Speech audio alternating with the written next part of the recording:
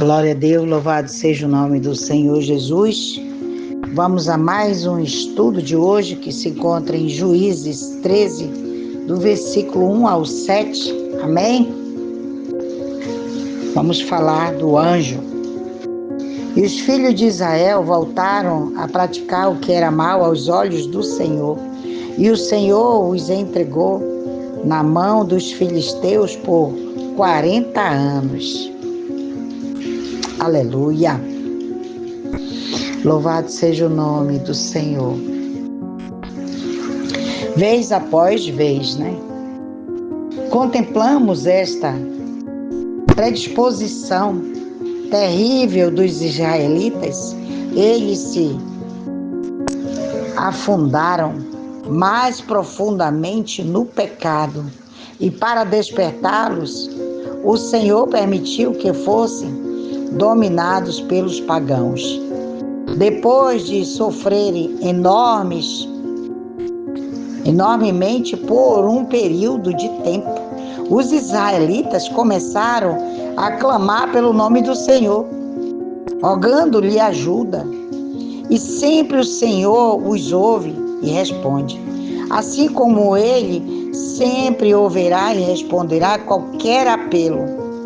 Mas que comentário tão triste é este sobre a situação do coração humano, Os filisteus já eram proeminentes e continuaram assim até a época de Davi, quando eles, por fim, foram subjugados.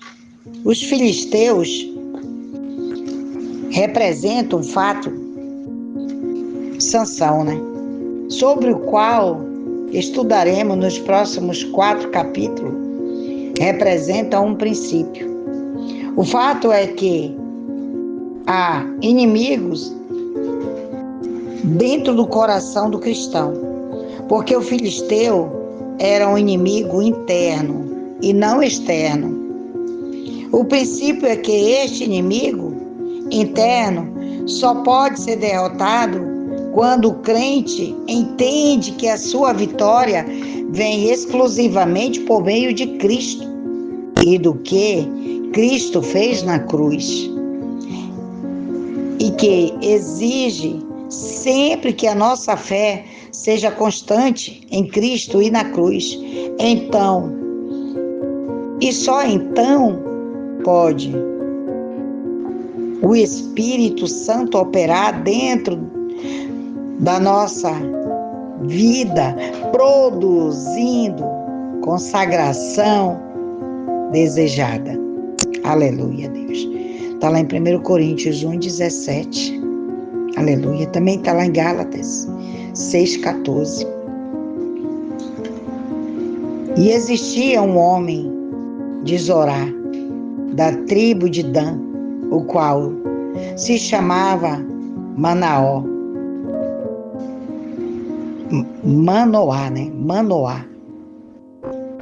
E a sua mulher era estéril, pois nunca tinha gerado filhos. E a esta mulher apareceu o anjo do Senhor e lhe disse: eis que tu és estéril, e nunca deste à luz, mas conceberás e darás à luz um filho. Este episódio é muito similar ao que ocorreu a Abraão e Sara, lá em Gênesis 18, versículo 10 e 14. E a Ana também lá em 1 Samuel 1:17. E a Isabel lá em Lucas também 1, versículo 11 ao 20. E a abençoada Virgem Maria lá de Lucas, lá em Lucas também 1, 26 a 38. O anjo do Senhor, a propósito, era o mesmo anjo que apareceu a Gideão. Na realidade, o Senhor Jesus Cristo em forma angelical. Aleluia! E agora, pois, não bebas vinho, nem bebas forte, nem coma coisa imunda. Aleluia, Jesus. Até que Sansão nascesse, a sua mãe deveria consagrar-se como uma nazireia. Porque tu conceberás e darás à luz um filho, e não subirá navalha sobre a sua cabeça, porque o menino será nazireu de Deus desde o ventre, e ele começará a salvar Israel da mão dos filisteus. Sansão devia ser um nazireu desde o ventre de sua mãe. Isso significava que ele não devia tomar nenhum tipo de bebida que o intoxicasse, que levasse à intoxicação, né? Nem mesmo o suco de uva. Ele não devia cortar o seu cabelo, nem devia aproximar-se de um corpo morto, nem mesmo do seu parente mais próximo. Se a última regra fosse quebrada, involuntariamente, o nazireu teria que se submeter a uns rituais bem minuciosos de purificação. Como se pode notar, Sansão, na realidade, não libertaria Israel dos filisteus. Ele, mais precisamente, apenas daria início ao processo. E a mulher então veio e contou isso ao seu marido, dizendo: um varão de Deus veio a mim, cujo aspecto era como o aspecto de um anjo de Deus, terrível em grande maneira. E não lhe perguntei de onde nem quem era. Tampouco ele me disse o seu nome. E me disse: eis que tu conceberás e darás à luz um filho. Portanto, agora não bebas vinho, nem bebida forte, nem comas coisa imunda, porque este menino, desde o ventre, será nazireu de Deus, até o dia de sua morte. Aleluia, Jesus. Glorificado seja teu santo nome. Então, para a vinda de Sansão, né? Ele já tinha sido escolhido. Quando ele foi colocado no ventre da mãe, ele já era escolhido para ser quem ele foi. Muitas das vezes nós não entendemos muito o nosso chamado, né?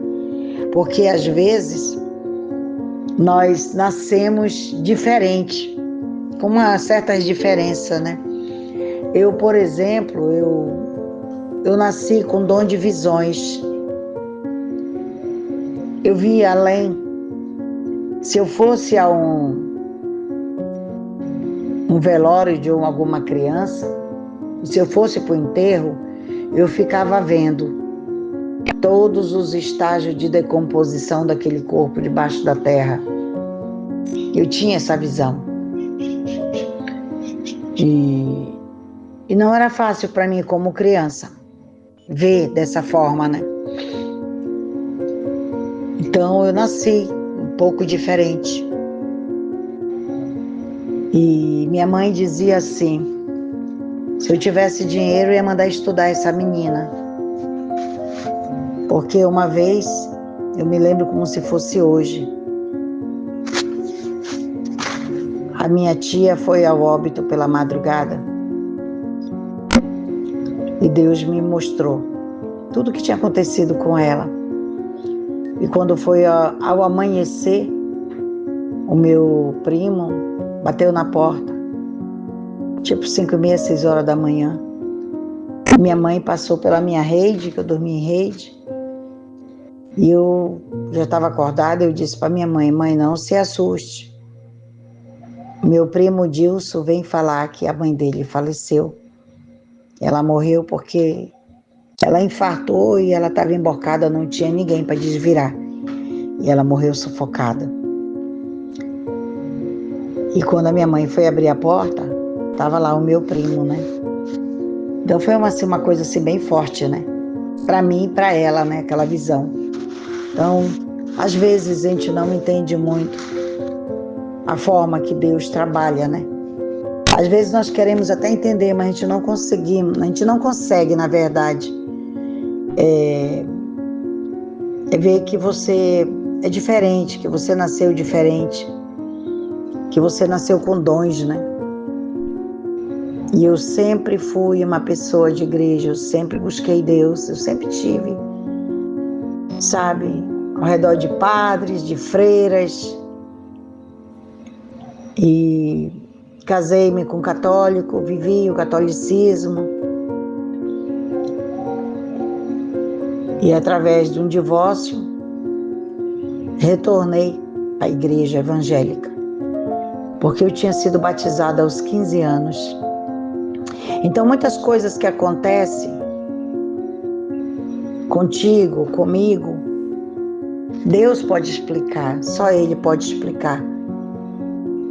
Aquela vontade que você tem tanta de orar nas pessoas, de estar fazendo a obra de Deus diz, olha, vai em tal lugar, e a pessoa obedecer e ir, né? Eu sou essa pessoa. Mas tem muitas dificuldades, tem muito vale, porque quando Deus entrega um dom de cura, de libertação, você entra num deserto que parece que você não vai sair mais.